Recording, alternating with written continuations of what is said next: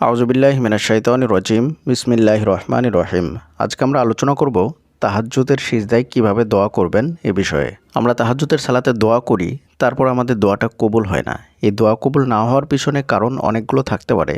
তার মধ্যে অন্যতম একটা কারণ হচ্ছে আমরা ঠিকঠাক মতো দোয়াটা করতে পারি না। তাহাজ্জুদের সালাতে কিভাবে দোয়া করবেন, কিভাবে দোয়া করলে আপনার দোয়াটা তাহাজ্জুদের সালাতে কবুল হবে, এটা অনেক গুরুত্বপূর্ণ বিষয়।